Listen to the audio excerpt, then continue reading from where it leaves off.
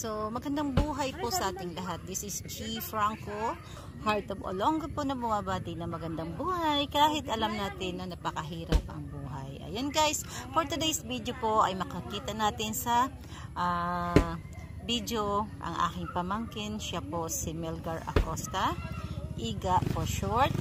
Siya po ay ang napakaswerte na nakalampas sa pagkaka-aksidente.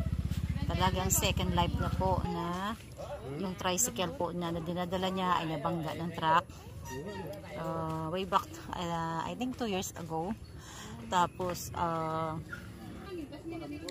nakoma po siya ng ilang buwan, na-opera po ang ulo niya, nabiyak po kasi as in talagang worse ang pagkakabasag ng kanyang bungo. Pero talaga pong God is good at talaga pong matapang ang aking pamangkin para sa kanyang pamilya, lumaban po siya. Pero sa kasamaang palad po, after 1 year, ang asawa naman niya ay biglang nawala dahil po sa leptospirosis noong last year.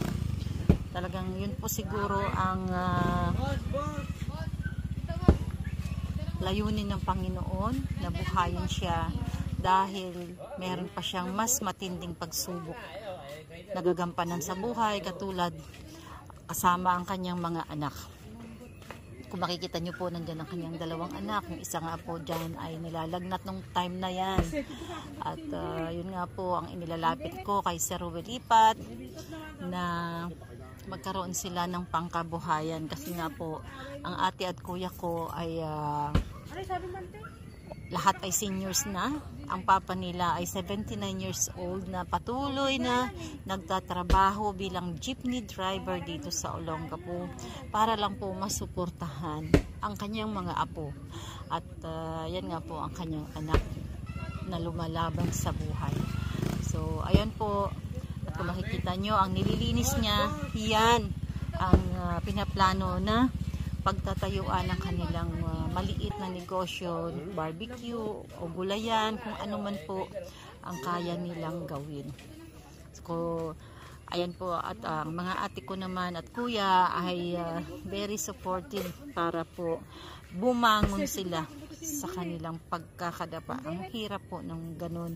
Talaga pong as in sa buhay ngayon talagang kailangan talaga lakasan ng loob. So, maraming salamat sa Team Ruel Lipat, kay Sir Ruel Lipat at kay Ma'am Luz Lipat Official at sa kanyang buong pamilya na talaga pong walang sawang, hindi humihingi ng kapalit para lang po makatulong sa kapwa. So, God bless everyone at shout out sa buong Team Ruel Lipat. God bless po.